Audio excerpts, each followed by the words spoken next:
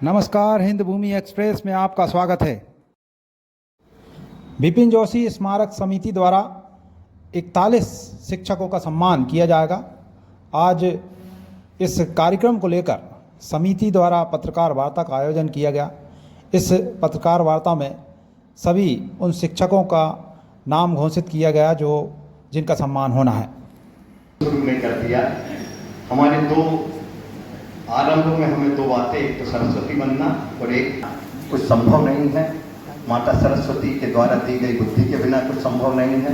और प्रविष्टियां प्राप्त होना अपने आप में इस बात का प्रमाण है कि पूरे देश में हमारे आयोजन को लेकर न केवल चर्चा हो रही है, न केवल बात हो रही है, बल्कि ऐसे प्रस्ताव दिए जा रहे हैं कि इनमें से चयन कीजिए, क्योंकि ये लोग शिक्षा के क्षेत्र में कहीं ना कहीं अच्छा कार्य कर रहे हैं।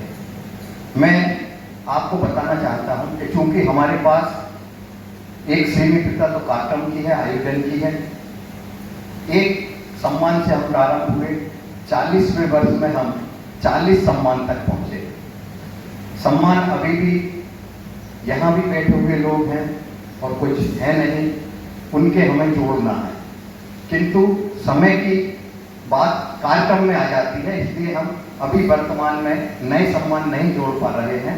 किंतु जो सम्मान रिप्लेस हो रहे हैं, मतलब कुछ लोग जो 40 वर्षों से 35 वर्षों से हमारे साथ रहे हैं, हमारे बीच में भाई संजय शिल्पी जी हैं, मैं उन्हें मंच पर बुला रहा हूँ, कृपया पधारें।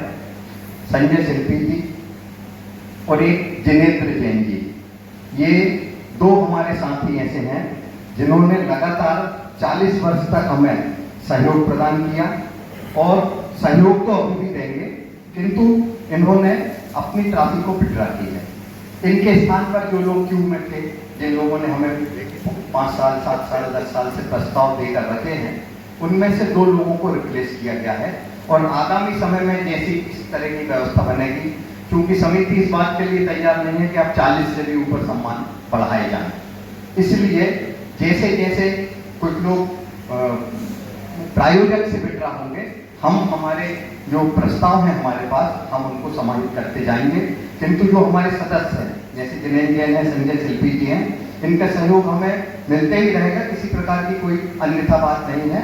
देश भर में बढ़ जाए तो इटारसी, नर्मदापुरम और मध्य प्रदेश का कोई बचे ही नहीं, क्योंकि पूरे देश में लोग न जाने क्या क्या कार्य कर रहे हैं।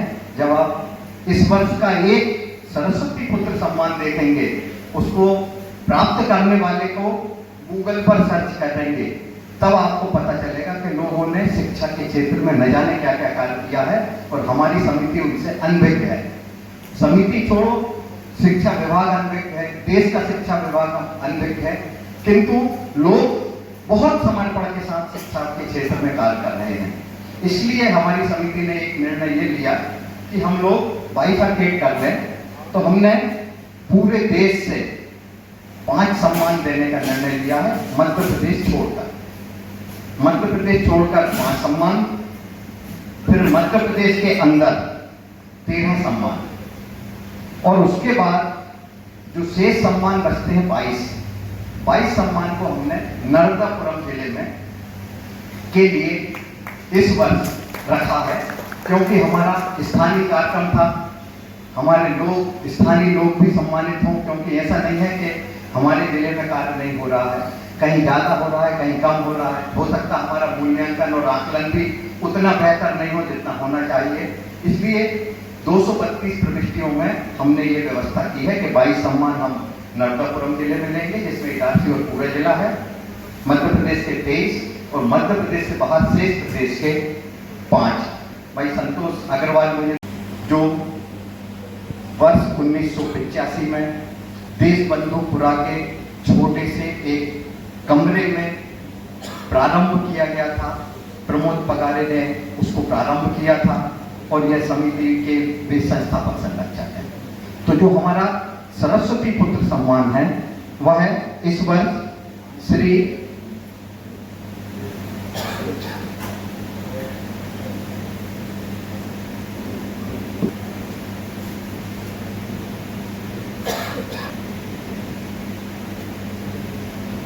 इस वर्ष का सरस्वती पुत्र सम्मान श्री अनंत गंगोला इनको प्रदान किया जा रहा है।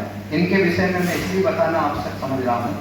आप लोग गूगल सर्च तो कर ही लेंगे तो आपको पता चलेगा कि अनंत गंगोला जैसे ही डालेंगे तो आपको उनकी सारी गतिविधियां देखेंगे। ये हमारे रायसेन जिले में आदिवासियों के बीच में शिक्षा के क्षेत्र में इन्होंने लगभग 1 दशक तक कार्य किया, जिसमें रायसेन जिला, उसका आदिवासी क्षेत्र और मध्य प्रदेश की सरकार के साथ भी इन्होंने शिक्षा के क्षेत्र में कार्य किया। यानी कि 1 दशक का समय इन्होंने हमारे प्रदेश में शिक्षा के क्षेत्र का दिया।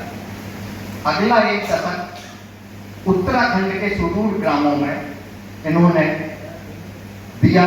इन्होंने वहां के जो वंचित वर्ग है उनके लिए शिक्षा का कार्य किया और उसके बाद इन्होंने भारत सरकार के साथ शिक्षा की नीतियों पर सुझाव दिए और उनके साथ कार्य किया।